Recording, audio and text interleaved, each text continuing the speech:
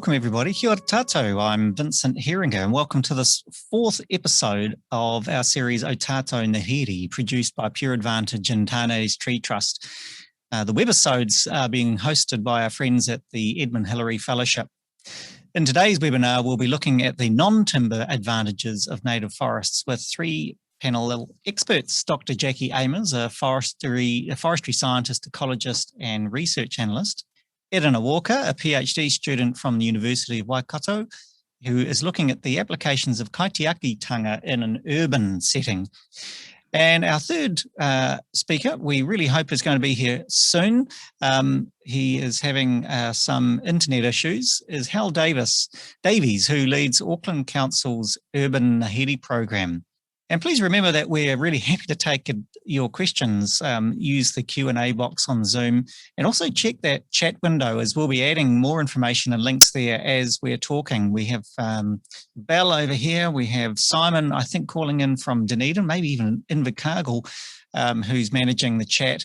We're putting up links and other material. We're finishing at 7:30, but of course there's a ton of great material on our website at pureadvantage.org. And you can follow us on social, on LinkedIn, Facebook and Twitter. And of course, we'll be here next Tuesday.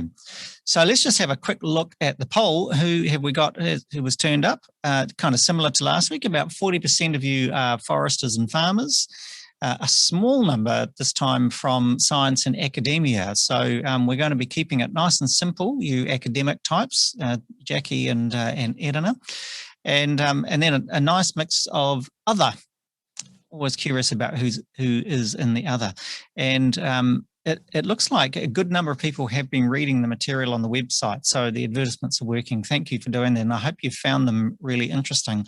And then look at that, a good number, 40%, haven't read anything at all. So you'll discover a ton of material there that's really interesting. There's from lots of different perspectives, from foresters, academics, ecologists, from iwi point of view, from a commercial point of view, from a government point of view, lots to discuss.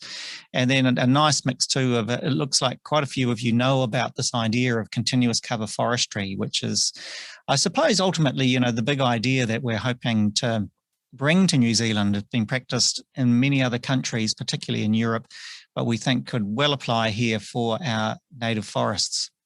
I think that we probably are not going to be joined by Howell at this stage. So I'd like to introduce you to our two panelists, Dr. Jacqui Aimers and Erana Walker, both of whom have contributed to writing articles in the Aotearoa Ngāhere website. And if you haven't read those, they're going to be put into the chat now as they introduce themselves. So first, let me start with you, Erana. Welcome. Tell us a little about yourself and what interests you in native forests. Kia ora koutou. My name is Erana Walker. I am a PhD student here at the University of Waikato.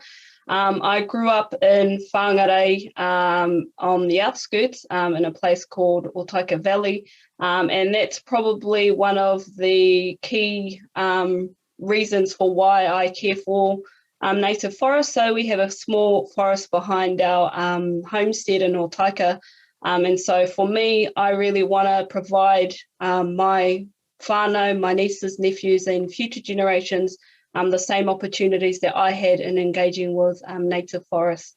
I've recently just submitted my PhD thesis, so I'm very fresh with ideas and contributions to this area. I'm amazed actually that you can even stand talking about it, because everyone that does a PhD tells me it's absolutely exhausting. It's the last thing you want to do is talk about your PhD, but obviously motivated, which is great. I don't know. Thank you. And Jacky, tell us a little bit about yourself. Kia ora, and congratulations, Erana, on submitting your dissertation. That's awesome. I am a trustee of Tāne's Tree Trust. I am a forest scientist and an ecologist and a research analyst, and I have a deep love for our native forest, and that has been with me right from when I was very young, and I care very much about our ngāhere. So that's me. I'm passionate and I also think it's really important that people have the opportunity to connect with nature, particularly Indigenous species. I mean, that passion really comes out through the movie that you were in. I know that you don't like seeing yourself on screen, but for those of you who haven't watched the film, which is now, I think, on TVNZ on demand, but it's also on our website, and Jacky is in the movie. And actually, you get the honour of doing the outro credits, don't you, Jacky? I think you're asked the question, what is your favourite tree? Yes. So I started my career working in Aotearoa forests, and they are deep in my heart and soul. And I spent a lot of time deep in swamp water, going through to Aotearoa forests, and I had a lot of magic moments. But that's our rarest species, and it's missing from a lot of our landscapes. We've got less than 2% of the original cover remaining. So it's probably our most threatened, one of our most threatened forest ecosystems. Yeah. In the last 3 episodes, we've looked at some of the challenges that exist for expanding our ngāhere, and we had a couple of big gnarly questions like, where would you plant it? Where would the land come from? We also discussed last week not just where would the land come from, but how do you expand the existing estate? How do you help restoration and recovery? The theme of this episode today is really talking about what are the advantages, particularly the non-timber advantages. And Jacky, I wonder if you could start. I know that you have written extensively on this, and I believe that you're also about to submit another paper or a summary with Tāne's Tree Trust. So maybe you could take us through, what are, outside of timber, the main advantages that having a healthy ngāhere provides us? There is an enormous variety, myriad of benefits. They include non-timber forest products, including some of the important cultural, like the traditional medicine, rongoa, and natural pharmaceuticals. There's honey. Native forest is absolutely critical to our honey industry, and New Zealand is the biggest honey export, second largest honey exporter in the world. Our native species provide all the early season nectar flow that's vital to our honey industry. There are environmental services that are incredibly important: carbon sequestration, the production of oxygen, the very air that we breathe, clean water, erosion prevention. The list is huge, and of course biodiversity, and that's very, very important with our native forests. They are such an important habitat for all our Indigenous species. And there are cultural values and spiritual values that are so important to us that are very difficult to try and quantify. It's basically valuing the invaluable. This includes our international reputation. It includes our sense of identity and who we are, Tauranga Waiwai. Our recreation, it's the ambient environment for so much of what we do as New Zealanders. And it's really, really critical in our urban areas as well, as Erana will be talking about. That is a great summary. Thanks, Jacky. It's almost as if you've written the paper on it. I wonder if we could drill into some of these in particular, and let's talk about the spiritual component, the cultural component, the bit that, as you say, it's impossible to quantify, but anyone that can't see the value has rocks in their head. And, for us as a people in New Zealand to have this connection to the land, Erana, particularly for Māori, do you want to just tell us about the connection to Ngāhere and what that means for Māori, and then maybe what that might mean for us as a kind of a new nation, that's still discovering itself. Yeah. I think for Māori, our connection to forests is actually established and maintained through our cultural narrative. So a lot of our storytelling, a lot of our stories about the creation of the world capture that spiritual connection and those cultural values that are inherent in that connection to our ngāhere. And I think for wider Aotearoa, New Zealand, is that opportunity to connect to our ngāhere through those cultural narratives is open to everyone. So understanding your connection to the places you might call home, the new forests around your area, you can understand it a bit more strongly through some of the cultural narratives that exist within different areas. So you have the broader narratives about Tāne Mahuta and the creation of the world, but you also have cultural narratives about specific sites, forest sites around Aotearoa as well. So there's many ways to establish that spiritual connection. Well, give us an example, what, and maybe even something that's close to home where you are now in the Waikato, or maybe from your home. Yep. So for myself, because I grew up in whāngarei, it's a little bit more difficult for people who move into new tribal boundaries to understand how we connect to those spaces.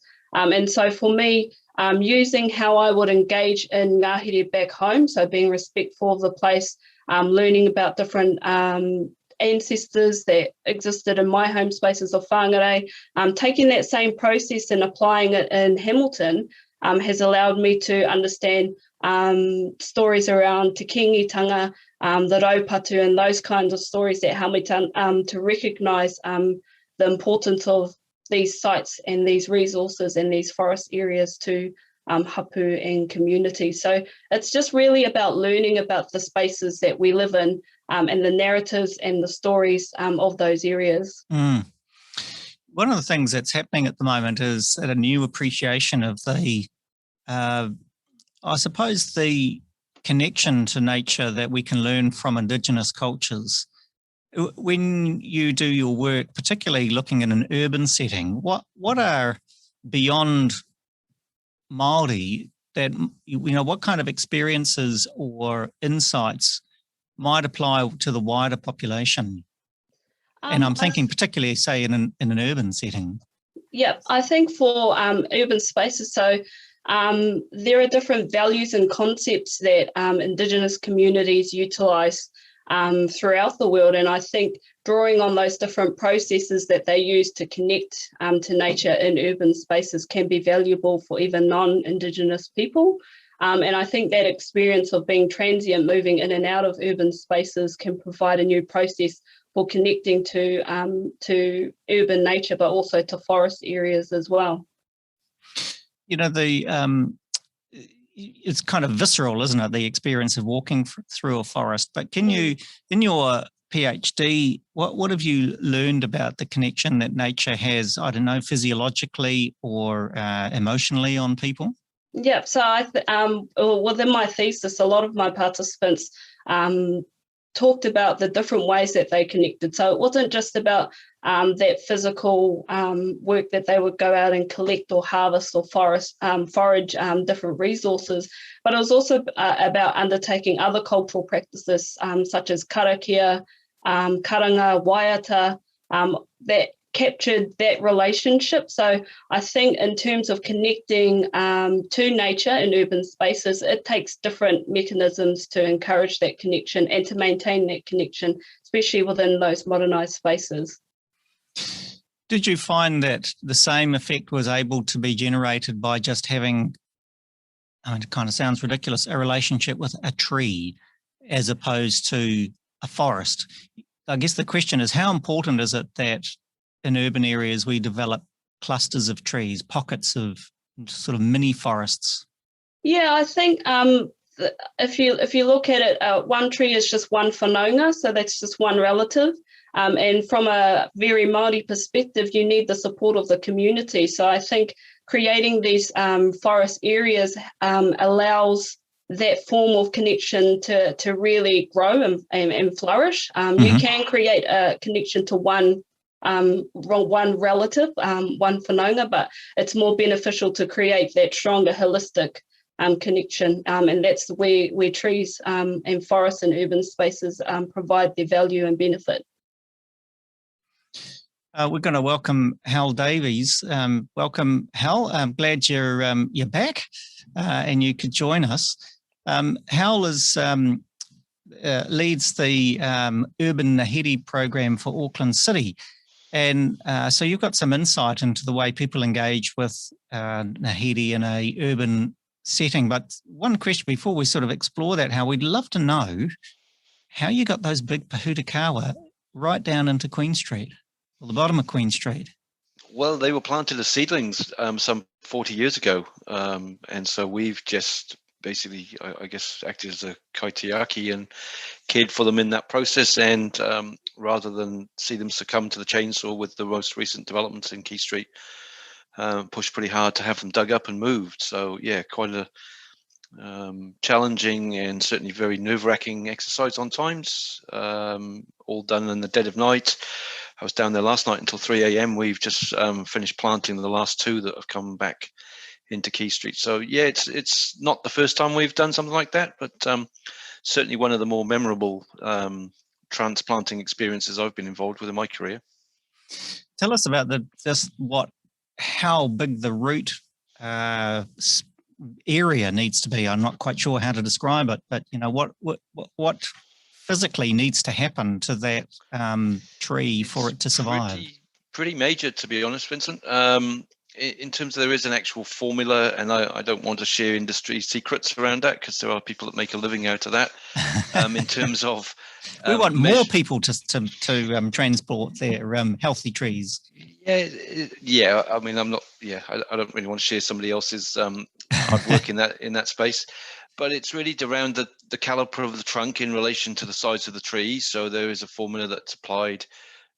So if you have a 1 meter circumference trunk, you might be looking at a root ball that might be somewhere in the region of around 3 meters in circumference. So, shifting a tree, pahutakawa is probably one of the easier species in New Zealand. There's certainly some much more challenging, much more difficult tree species that are, very sensitive to root disturbance, but pahutakawa have that fantastic ability to, as you know, fall off cliffs and land on beaches and carry on growing. So us digging them up is actually not that, I guess it's stressful. I've not seen many lost through that process. I'd say the strike rate's probably around 75 to 80% success rates if it's done properly. The ones that we moved on Quay Street, the average sort of size, I guess the trees are in that sort of 10 to 12 meter in height with about a 15 meter canopy spread. Their average weight lifted is somewhere in the region between 12 and 20 tons. Wow, that's something else. I think it'd be fair to say that not many Aucklanders would know that we have an urban forestry strategy that you have written.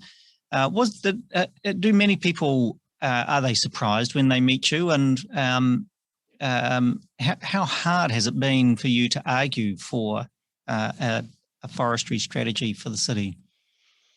I think in terms of arguing for it, the council was ready. The time was right. I think the removal of the RMA and some of the other major changes that were going on are sort of I wouldn't say forced the council's hand, but certainly we were heading down that direction. I mean, I've been with Auckland City Council and now Auckland Council in about 5 different roles now for 19 years, and I've seen 2, possibly 3 tree plans come through, internally, but never make it to the public. So the appetite's always been there. I think in terms of awareness, there's a growing awareness, to be honest. I mean, this, being able to provide an article to the Pure Advantage group has been a huge boost for myself in the sense of, getting some profile out there, encouraging people to think about, what is urban tree cover.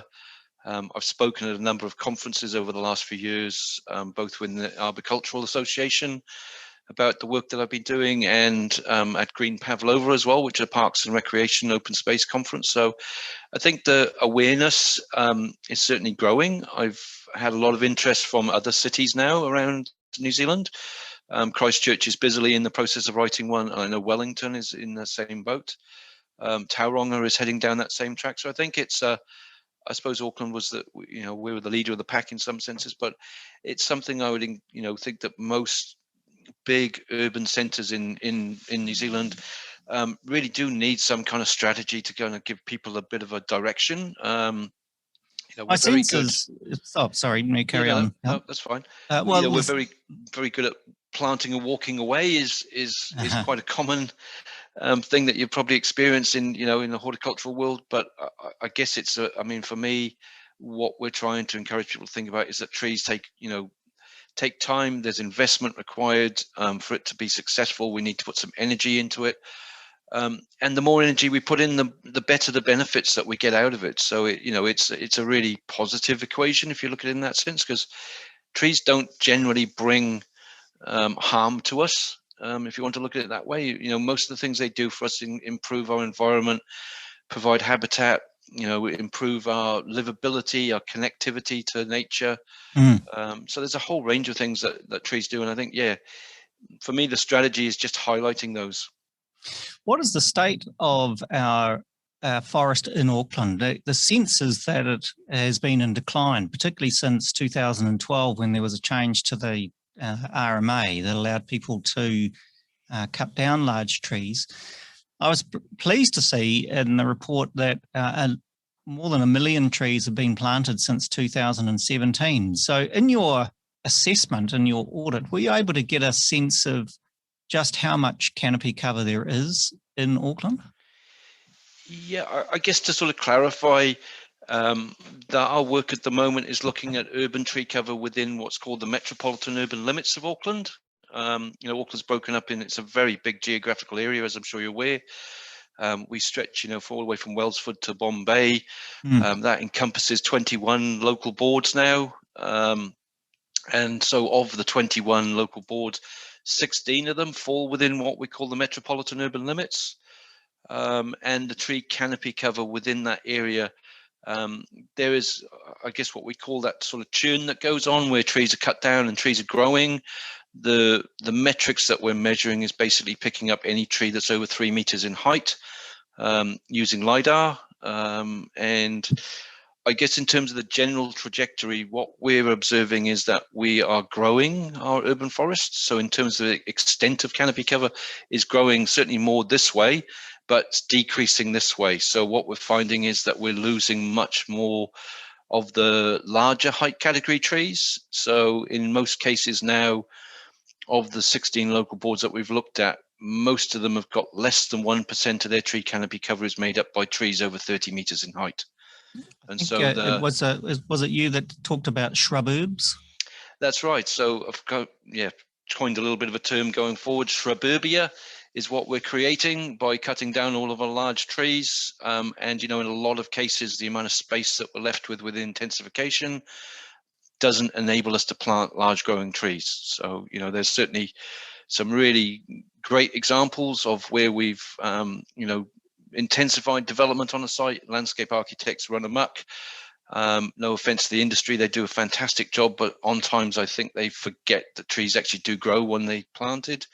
And we see lots of instances of, really, it's a real pity in my view that we see these fantastic sort of urban developments going on and we get them planting things like London plane trees in a 1 meter wide grass verge, which is just going to cause no end of problems for us going forward. So, really trying to promote that we need to be thinking a lot more about planting the right trees in the right places. And if that means that we're going to plant many more small trees, I don't think that's a bad thing in some senses, because we don't have the space to plant big trees on private land. Auckland Council's a very big landowner, and a lot of the plantings that we do on our public estates are planting trees that will eventually grow into large specimens. So there's a balance that we're trying to address there. By obviously, you talk about the Million Trees program. That was something that our mayor came in on his first term of the election, and now he's running a second program. So we're looking this time around to plant 1.5 million trees over the next 3 years. Jackie, we just talked about the kahikatea being absent from our land, and there is our tallest tree. How practical is it to imagine that we could grow big, lovely tall kauri's and totras and kahikateas in an urban setting. Have you seen it, and do you have any advice about how that could be done? Well, there are some parts in our cities where we do have large trees. I mean, in Christchurch, and it's mentioned in Colin Merck's article, the forest in Riccarton, which has got beautiful big kahikatea, and that was because of someone's vision. Someone had a vision to protect that forest. So the people of Christchurch who live near there, they benefit incredibly from that tall forest. And it's the big trees that give the biggest benefits. And it's the big trees that when they're lost, that people grieve the most. Those are the trees that people identify with, the trees that people love, the trees that people have a relationship with, and they provide the most benefits. Do you mean in some of the things that you mentioned, like carbon sequestration, biodiversity, habitat, and so on? Yes, particularly for biodiversity, for providing shade, for intercepting heavy rainfall, which is good in terms of stormwater, for intercepting pollution, for providing shade, and really ameliorating, making more pleasant the local environment, like in Brisbane, which is probably the leafiest city in the world, where they've got the urban forest retained. They have 7% lower temperatures, 7 degrees Celsius lower temperatures, which is really quite major in a city where, you know, it's basically subtropical, tropical. So that really shows the difference that large trees can make to the urban environment, which is even more critical now as we come in, you know, we're being impacted more and more by climate change. Let's explore this right tree, right place, and look at it from 2 points of view. Perhaps, Erana, when you've looked at the, I suppose, the responsibility that comes or is implied in that word kaitiakitanga, have you seen models of management or ways of looking after little clusters of forest that, I don't know, might provide lessons for other parts of New Zealand? I think within the practice of harvesting rongoa, that's a clear model for looking after trees. And so just like what Hal was talking about, the lifespan of the trees is what's considered when you harvest rongoa. So it's not just about harvesting the leaves or the sections of the tree. It's about ensuring that the longevity of that plant is taken care of, from trimming it, from clearing around it, and protecting it. And so again, I think there are models within an Indigenous framework that can help support that type of thinking and that type of care for our trees and our native species. Mm-hmm. Hal, where are you, unpack that right tree, right place idea and how that might apply. And this is probably you describing what's in your strategy, I imagine. It's just one of the principles that we've applied in there. I think it's sort of come from the, you know, the willy-nilly or unorganized planting that we have done. And in some cases, you know, we've planted definitely the wrong trees in the wrong places, and they cost, you know, local authorities a lot of money to manage. They, you know, we have significant liability issues with some of the tree issues that we have to deal with. And I guess sort of out of that, the strategy is really trying to give, I guess, myself and others that are looking at managing the urban forest clear direction on some of the thinking. So we talk about, you know, managing the whole life cycle of our tree asset, which I think a lot of people don't realize is a really important thing. You know, we manage physical assets in terms of pipes and infrastructure. Trees need the same things. You know, they need inspections, they need maintenance, they need to be pruned away from power lines, they need to be pruned away from street lights, road signs, canopy lifted over the road so vehicles don't hit them. So there's it's a reasonably complex process that we go through to manage our trees. And most people don't interact with that. I know most of the trees that we prune in the CBD, for example, Auckland Central City, is all done at night. So a lot of people don't actually see the work that we do in terms of, nurturing, maintaining, trimming, really trying to get the best out of our asset. Because I guess we're looking at the sense of, we're trying to really, I keep going back to that term of kaitiaki. We really are the guardians. We really want to show that we, have got the best interests of the public and the best interests of our urban forest, is front of mind for us. And I think, I've been involved in having to remove some really, really stunning trees that have caused significant damage, and if only we'd planted that tree in the right place and not decided to plant it in a right next to a sidewalk that's next to an apartment building that's got a basement car park, that we find tree roots growing through the car park 25 years later. There's nothing we can do about that. So unfortunately the tree has to be removed. So I think there's I've learned my lesson the hard way, unfortunately. As I said in sort of a bit of a chat before we started the session, I mean, unfortunately, as a trained arborist and an urban forester, I mean, I love planting trees, but I'm involved in removing and killing them as well. So that's an important part. Unfortunately, we do have to make some, tough decisions. And I think that the right tree, in terms of unpacking it a little bit, I guess it's looking at what is the tree that we all fall into that trap of going to a nursery, a garden center. We look at the label and it says the tree's going to grow to 5 meters. In most cases, the labeling that we see in garden centers is probably only talking about the first 10 years of the tree's life. I mean, I've seen carry labeled with a size of 8 meters on them, which we know is just ridiculous, but it sells plants, doesn't it? It's just, people don't look at the amount of carbon monoxide and carbon dioxide that's produced by their car. They look how fast it goes and how much fuel it uses. So it's kind of just looking at it in a different sense. So if we're going to plant trees, we want them to be, we want them to be healthy and vigorous and suitable for the environment. And obviously, taking desert trees from high altitudes and trying to grow them in Auckland is not the greatest. We've got a very wet maritime climate, so we need to recognize that. Our Botanic Gardens has a real great little program. They've got what's called its Star Performers program. And so what they've done over the years is they've trialed a huge range of plants, and they look at, roses, for example. What roses can you grow without needing to use chemicals and without using to use sprays?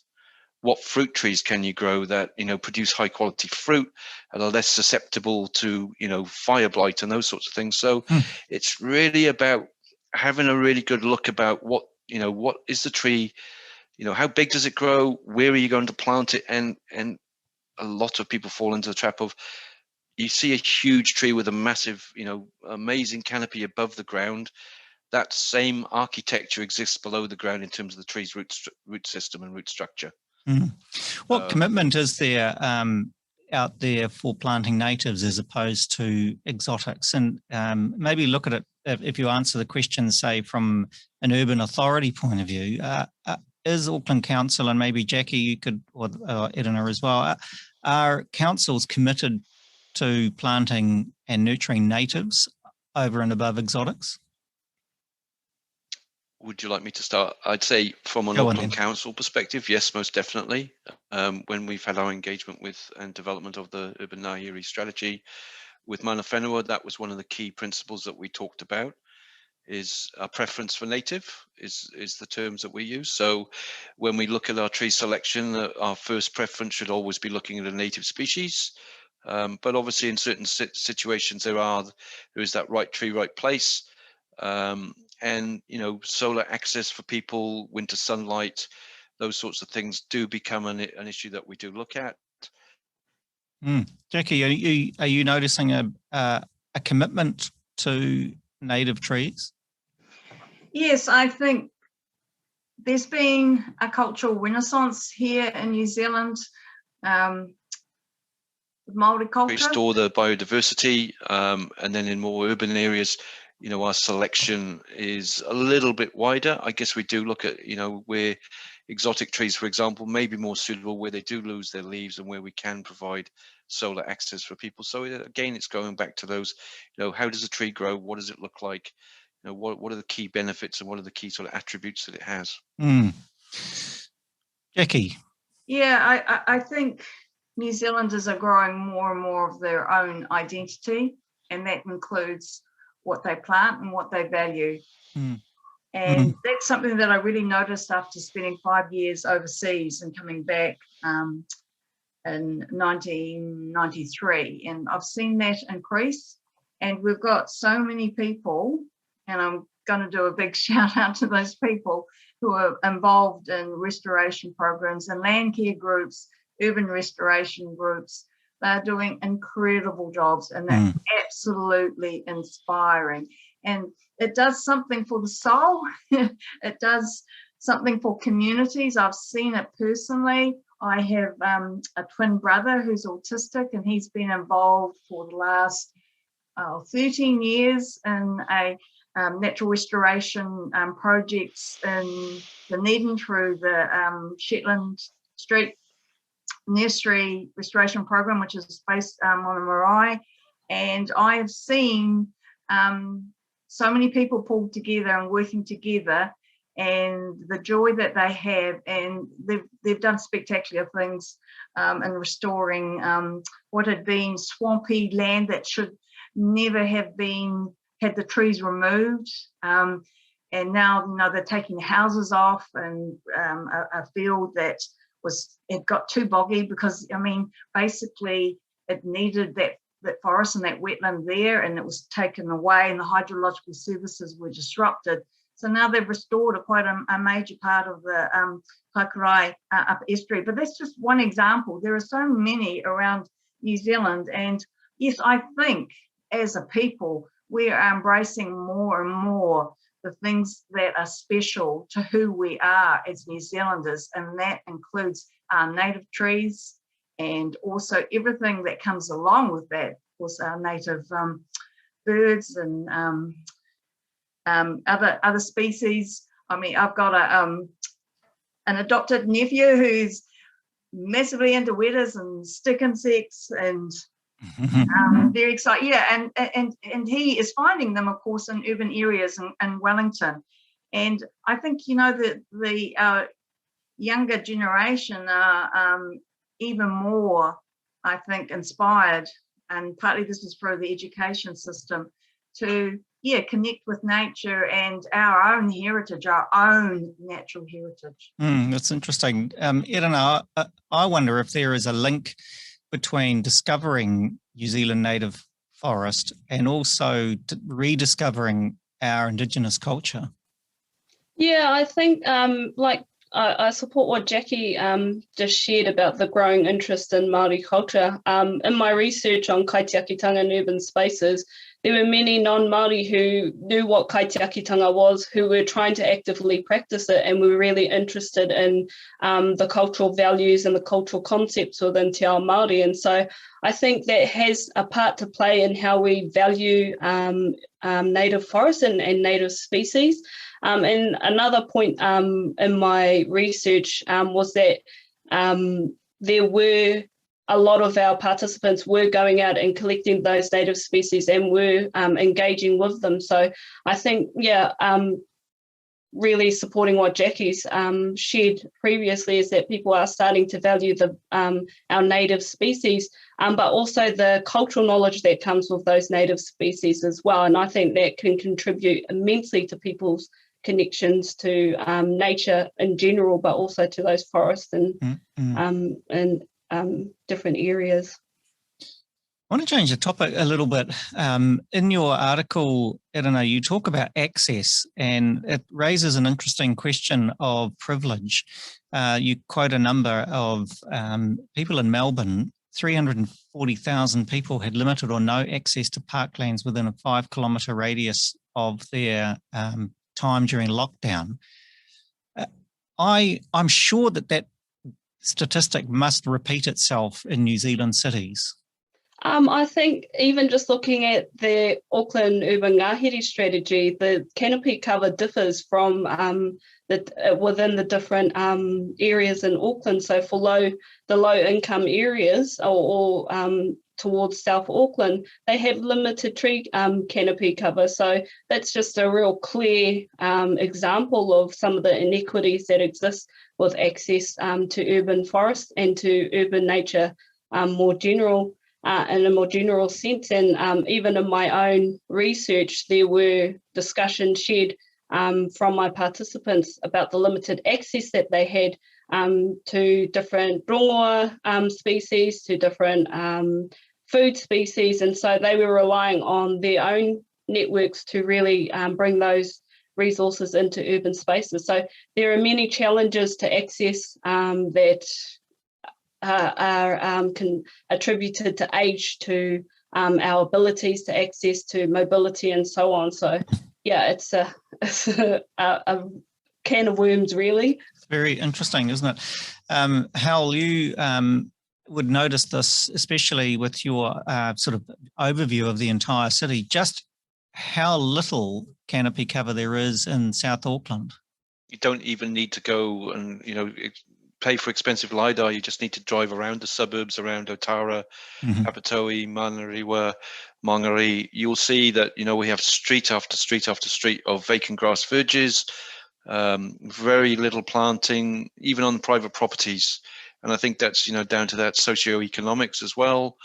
And I think, to be fair to some of the smaller local councils that we used to have before the super city was formed, some of the councils, Waitakere City Council, Auckland City Council, had quite proactive tree planting programs.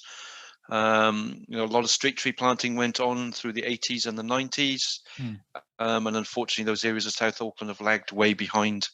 Obviously, a lot of people don't realise, Tamaki around Point England's a great example. That large areas of Point England, Glen Innes, Panmure, are actually owned by Housing New Zealand or Kaingaora, and no planting at all. No planting at all on those properties, and so it's really noticeable now when you look from an aerial that and to be fair, you have to point the finger at the state. If the state is going to house people, they need to house people with good living standards. Simply planting a few trees around properties would have made a huge difference to those areas, and would provide benefits for many decades to come. I think the Kaingaora has really bought into that now. They realize that tree planting is very important.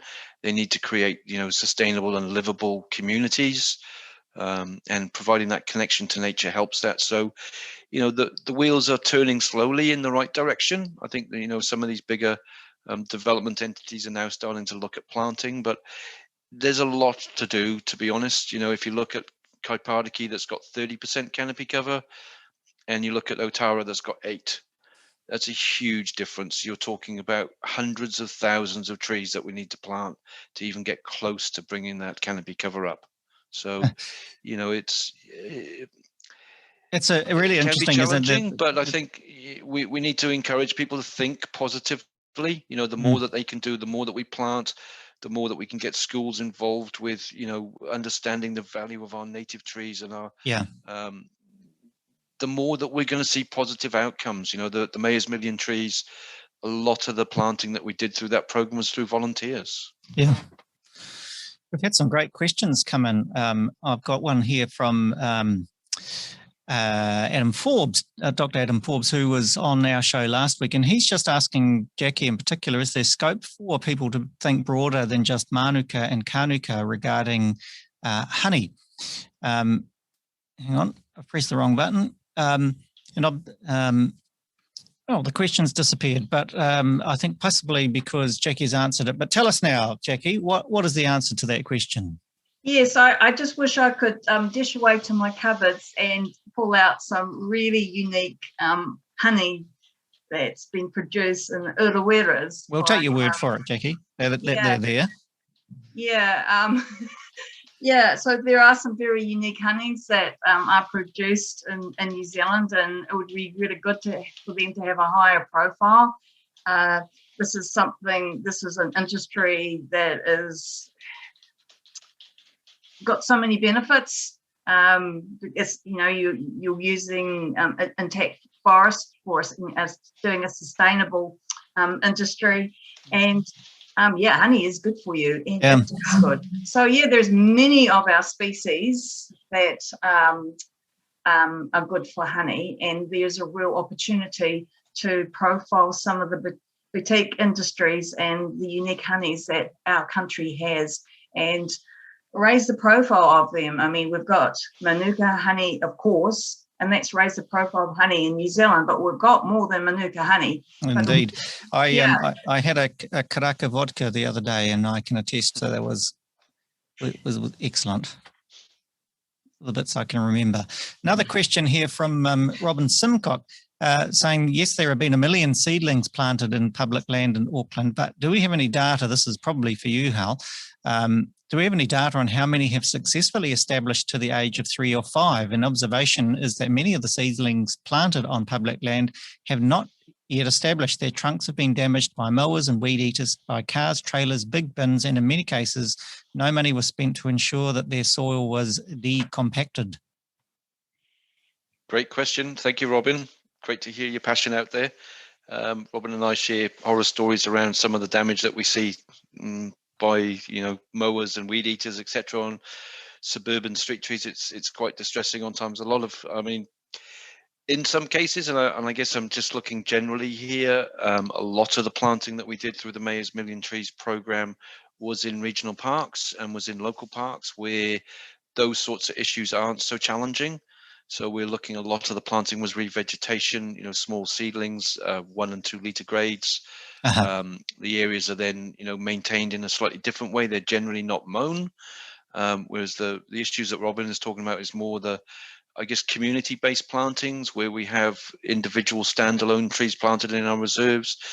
It is incredibly challenging, and I'm the first one to put my hand up and say it's very frustrating on times to be involved in plantings, to then see them, trashed by our own contractors that are serving another part of the maintenance contract in terms of mowing grass. I know Kiwis love their lawnmowers and they love their Saturday morning lawn mowing and all of that stuff that goes along with it. But to me, the mowers are one of the biggest enemies of trying to establish trees within urban areas. And the weed eater is just absolutely devastating. I've got thousands of photographs, if I'm honest with you, of the damage that's been done to trees, both young and old, by mowers, mowers and weed eaters. And leaves little bits of plastic wherever it goes. Exactly. It's not good. I think we need to change our habits there, to be honest. We need to invest more in looking after what we plant. It goes with what you were saying around tree intelligence. At the same time as having some tree intelligence, we also need to have intelligence about how to look after the environment that they sit in. And wouldn't it be great to be rid of lawns? Paula Warren asks, I'm a botanist and an artist. I want native trees to be used in restoration, but I also want my city to have natives and to have an arboretum where I can see a wide range of trees, collect fruits, coloured leaves for collage, needles, weavings, and so on. And I want to see an urban arboretum labelled so I can work out what trees they are. This sort of goes to this kind of, falling back in love with trees, doesn't it? And it kind of, maybe, Erana, this is one for you. There are so many more things we can do with trees than just look at them. We could, you talked about Rongana and also about, the Indigenous arts that might come from re-engaging with forests. What ways are you seeing people, I suppose, re-engage with them at a artistic and at a medicinal level? So I think one of the core principles for kaitiakitanga is about the use and engagement with resources. So it's really encouraged that people go out and use other cultural practices to engage with the different tree species in their areas. And some of the findings from our research have shown that people are using them for using plant species for rongoa, for medicines, for weaving, for food, for carving, and so on. And so it's not only the native species that we're seeing people collect, but they're also incorporating new things that highly align with environmental and sustainable practices. So reusing materials to produce new forms of art and weaving. And so it's really clear from my research that people are really thinking ahead about not only sustaining those native species, but how to kind of use the materials that we don't really like in our ecosystems, such as plastics and so on, to create those art forms. A question here, and this kind of opens up a different area of discussion as well, from Keith Dark. Maybe, Hal, this is one for you. How do you deal with power lines and fire risk for your urban planting? Yeah, it's a great question. In terms of tree selection, obviously we're looking at applying more of that right tree, right place.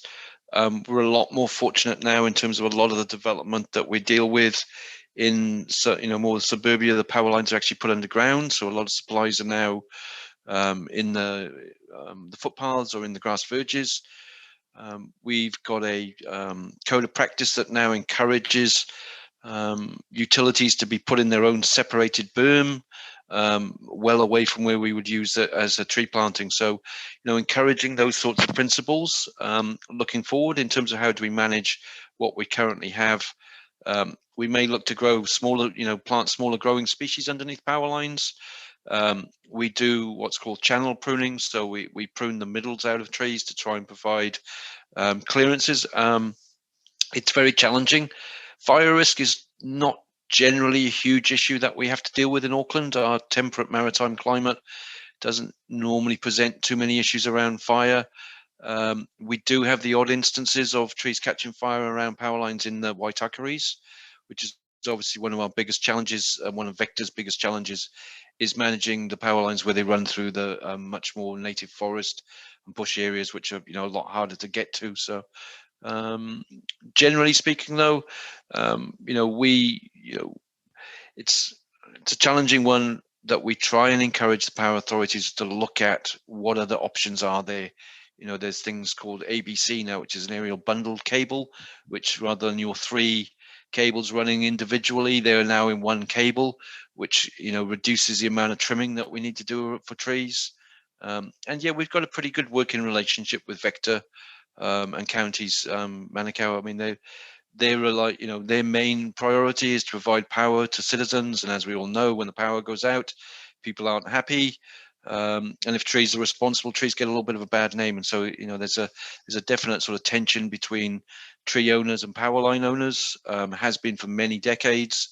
I think it's something that we really need to just get on with. Accept the fact that we need trees in urban areas, accept the fact that we need power lines, and accept the fact that we've got skilled people that can manage them to grow.